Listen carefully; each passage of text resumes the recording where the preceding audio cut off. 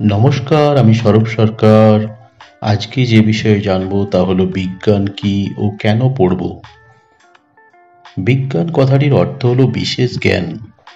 আমাদের এই পৃথিবীতে কবে থেকে বিজ্ঞানের শুরু হয়েছিল তার সঠিক সময় বলা যায় না। প্রাচীন যুগে আদিম মানুষেরা প্রথমে বনে জঙ্গলে বসবাস করত। তারপর তারা গুহায় বসবাস করত। এরপর ধীরে ধীরে আদিম যুগের মানুষেরা আগুন জ্বালতে শিখেছিল। এটি মানব সভ্যতার ক্ষেত্রে একটি যুগান্তকারী আবিষ্কার। তারপর মানুষ তামা, ব্রোঞ্জ, লোহা ইত্যাদি ধাতু আবিষ্কার করে, চাকা তৈরি করে। এভাবে হাজার হাজার বছর ধরে নানা রকম আবিষ্কার করে মানুষ সভ্য হয়ে উঠল। মানুষ যখন সভ্য হলো তখন আমাদের এই পৃথিবীতে গড়ে উঠল সভ্যতা। এরপর থেকে মানুষ বসবাস করার জন্য ঘরবাড়ি তৈরি করতে শিখলো।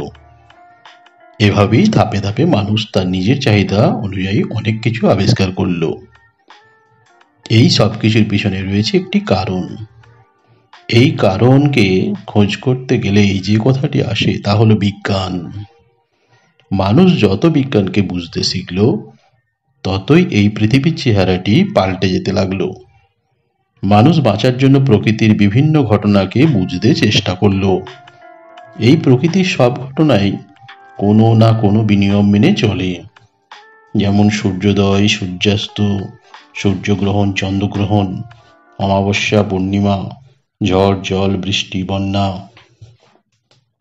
ভূমিকম্প, নদীর জোয়ার ভাটা প্রভৃতি কী কারণে ঘটছে সেসব মানুষ একদিন বিজ্ঞানকে অবলম্বন করেই জানতে পেরেছে। বিশ্বের বিভিন্ন প্রান্তের বিজ্ঞানীরা গবেষণা করে জানতে পেরেছেন যে আমাদের মানব সভ্যতা দাঁড়িয়ে আছে বিজ্ঞানেরই কতগুলি নিয়মের ওপর। গ্যালিলিও, কোপার্নিকাস, নিউটন, আইনস্টাইনের মতে বিজ্ঞানীরা মানুষের প্রাচীন বিশ্বাসকে ধীরে ধীরে পাল্টে দিলেন। যেমন গাছ থেকে মাটিতে আপেল পড়া দেখে স্যার আইজ্যাক নিউটন খুব অবাক হয়ে গিয়েছিলেন এবং এর কারণ খুঁজতে গিয়ে মাধ্যাকর্ষণ শক্তি আবিষ্কার করলেন। গ্যালিলি আবিষ্কার করলেন দূরবীন।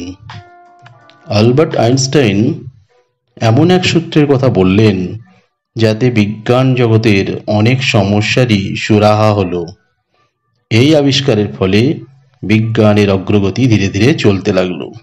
আমাদের দেশে বরাহমিহির, আর্যভট্ট, ব্রহ্মগুপ্তের মতো মানুষ নানা রকম অঙ্ক করে সমস্যার সমাধান করেছেন। পরবর্তী সময়ে অণুপরমাণুর ধারণা বিজ্ঞান জগতের এক বিস্ময়কর সৃষ্টি।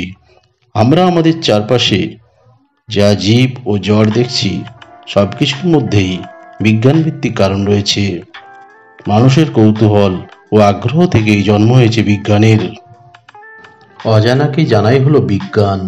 এই বিজ্ঞান আমরা যদি না পড়ি তাহলে এক পাও এগোতে পারবো না। কোনো ঘটনা কেন হচ্ছে, কিভাবে হচ্ছে, একথা প্রত্যেকটি মানুষেরই জানা প্রয়োজন। আর যে বই পড়ে অজানাকে জানা যায় তারই নাম বিজ্ঞান বই। ভিডিওটি কেমন লাগলো অবশ্যই আমাকে কমেন্ট করে জানাবেন এবং আমার এই চ্যানেলে যদি নতুন হয়ে থাকেন অবশ্যই চ্যানেলটিকে সাবস্ক্রাইব করে নেবেন। নমস্কার।